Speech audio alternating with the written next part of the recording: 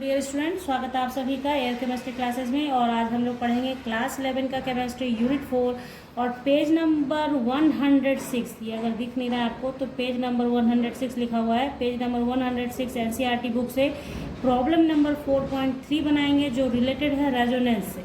ठीक है, इससे जस्ट पहले थ्योरी था रेजोनेंस, तो रेजोनेंस से रिलेटेड है। तो रेजोनेंस पे मैंने 2 वीडियो दे रखा है। वीडियोज़ के लिंक डिस्क्रिप्शन बॉक्स में दे दूँगी, वहाँ से वीडियोज़ देखिए और समझिए उस चीज़ को कि क्या करना है। ठीक है, यहाँ पे तो क्वेश्चन बनाएंगे हम लोग। तो देखिए क्वेश्चन दिया है, explain the structure of CO3 2- ion in terms of resonance. तो सबसे पहली बात आपको मैंने वहाँ थ्योरी में सब कुछ बताया, लेकिन थोड़ा सा बताना पड़ेगा कि CO3 यहाँ पे कोई थ्योरी नहीं लिखना है आपको सिर्फ ये जानना है कि अगर पॉसिबिलिटी होता है कि नंबर ऑफ स्ट्रक्चर आप लिख सकते हैं। लेविस डॉट स्ट्रक्चर बनाने के बाद अगर आप देखते हैं कि आप इलेक्ट्रॉन आपका जो है नंबर ऑफ स्ट्रक्चर लिखा जा सकता है तो वहाँ रेजोनेंस पॉसिबल होता है।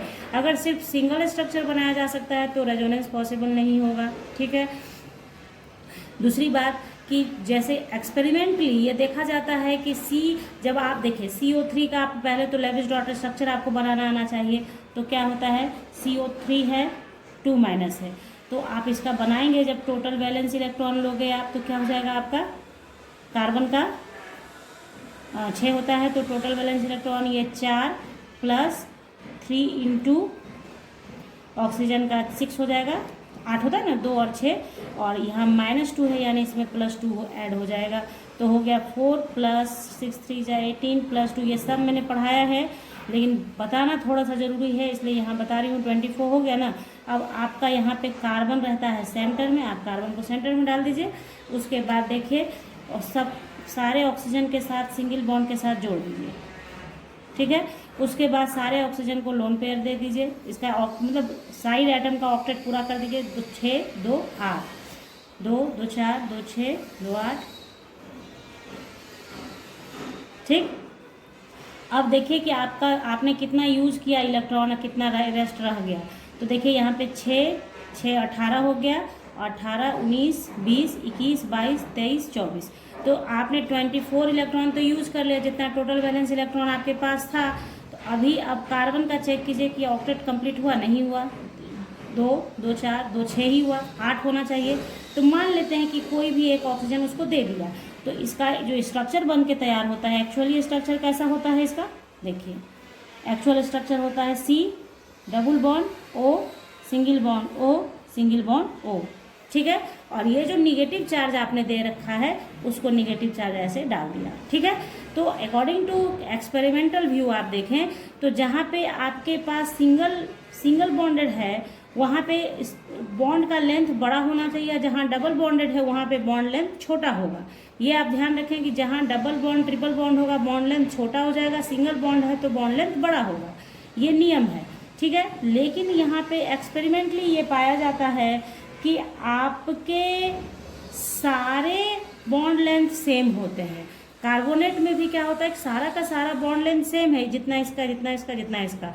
तो आखिर ये कैसे पॉसिबल है कि जब सिंगल बॉन्ड का बॉन्ड लेंथ बड़ा होता है, डबल बॉन्ड का बॉन्ड लेंथ छोटा होता है? तो ऐसा होना चाहिए था थ्योरेटिकली, थ्योरी जो कहता है, लेकिन एक्सपेरिमेंटली ऐसा नहीं होता है। और इसी वजह से आते हैं रेजोनेंस भैया, और रेजोनेंस हम लोगों को पढ़ना पड़ता है। तो यहाँ पे क्या हो जाता है कि ये जैसे लोन पेयर ऑफ इलेक्ट्रॉन है, इसकी वजह से क्या होगा, डीलोकलाइजेशन ऑफ इलेक्ट्रॉन होगा और नंबर ऑफ कैनोनिकल स्ट्रक्चर बनेगा। और उसी कैनोनिकल स्ट्रक्चर के बीच में हम लोग जो सबसे ज़्यादा स्टेबल स्ट्रक्चर होगा उससे नज़दीक का स्ट्रक्चर बनता है, जिसे कहते हैं रेजोनेंस हाइब्रिड स्ट्रक्चर। उसकी एनर्जी कम होती है इसलिए वो स्टेबल होता है। बात आई समझ में? तो अब देखिए कैसे करते हैं इसे, यहाँ ध्यान से समझिएगा। अब आपको क्वेश्चन यही कह रहा है कि आपको structure banana in terms of resonance.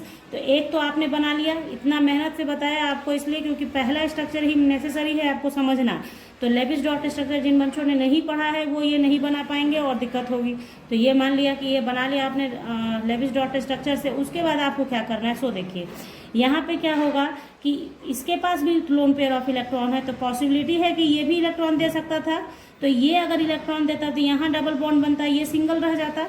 तो वही आप करेंगे, ठीक है, यानी ऐसे करेंगे, ये अपना इलेक्ट्रॉन ये ले लेगा और ये अपना एक इलेक्ट्रॉन इसको देगा। This is called delocalisation of electron. जो ये ऐसे आ रहा है ना एरो के थ्रू, तो डी लोकलाइजेशन इसे ही कहते हैं। और ये खासियत होती है कि आप पढ़ेंगे जब ऑर्गेनिक केमिस्ट्री में पढ़ेंगे ना मैकेनिज्म में, तो वो बताया जाएगा आपको कि एरो का डायरेक्शन भी सेम होना चाहिए। डायरेक्शन मतलब एक स्ट्रक्चर में एक ही डायरेक्शन में जाएगा। जैसे देखो ऐसे जा रहा है तो फिर ऐसे जा रहा है, ऐसा नहीं कि इधर से आएगा फिर इधर से आ जाएगा, ऐसे नहीं होगा, ठीक है। हेड आपका एक ही साइड जाएगा।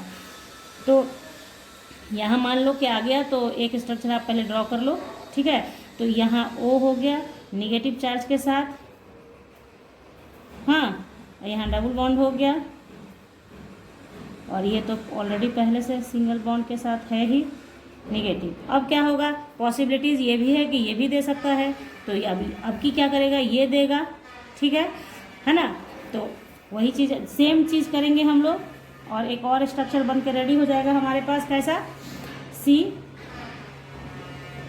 Single bond negative charge, double bond O, और इधर सिंगल बॉन्ड,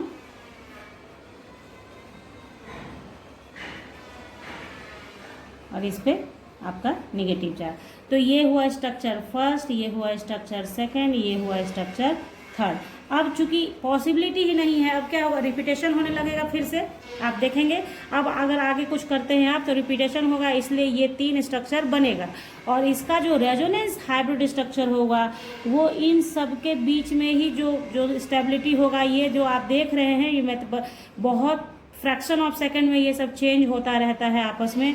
तो उसको जो बनाते हैं रेजोनेंस स्ट्रक्चर, यानी उसको ऐसे दिखाते हैं। रेजोनेंस हाइब्रिड स्ट्रक्चर दिखाने के लिए कैनोनिकल के बाद 3 लाइन खींचते हैं, उसके बाद ऐसे बना दिया, ऐसे बना दो आप लोग, ऐसे ऐसे ऐसे, और वो रेजोनेंस ऐसे हो जाता है। बात आई समझ में। तो इस तरह से हो गया कि ये रेजोनेंस हाइब्रिड स्ट्रक्चर हो गया। लेकिन ये कैनोनिकल स्ट्रक्चर, ये जो तीनों आप देख रहे हैं, ये क्या है आपका, ये तीनों जो है कैनोनिकल स्ट्रक्चर बोलो आप लोग, इससे रेजोनेटिंग स्ट्रक्चर बोलो, कोई फर्क नहीं पड़ेगा।